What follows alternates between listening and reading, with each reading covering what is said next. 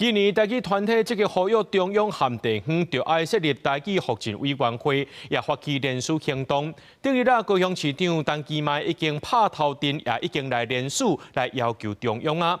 地方残余的部分呢，家人也传出好消息。经过议员伫咧议会提案，市长谢国良直到已经答应要编预算派人来做，打算过年前要伫咧文管局下骹成立台语委员会。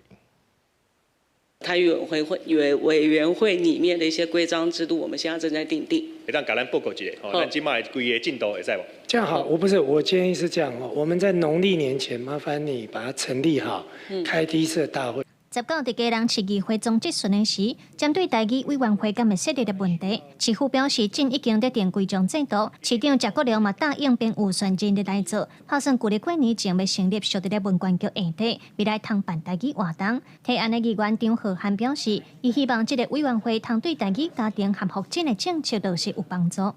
咱刷落来嘛是希望讲邀请一寡民间的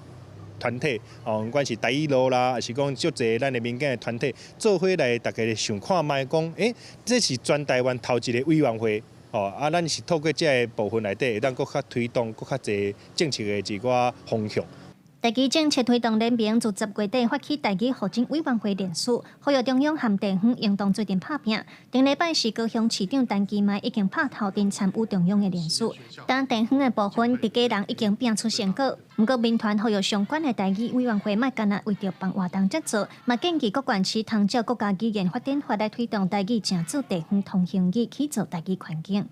因除了讲有这个台语复振委员会以外，伊嘛会使根据国家语言发展法内面的规定，就是讲县市政府伊嘛会使透过因的这个民意单位，那统计了后，会当因迄个所在上侪人使用的语言来做因的这个地方的这个通行语。民团表示，目前已经有231个团体和公司，甲3000外民众参与联署，嘛希望设立台语复振委员会的层级，爱会当下部会沟通，莫干那限制伫文化教育单位下底，安尼台语环境的推动才有通全面。记者卢尚如、王志光，家人报道。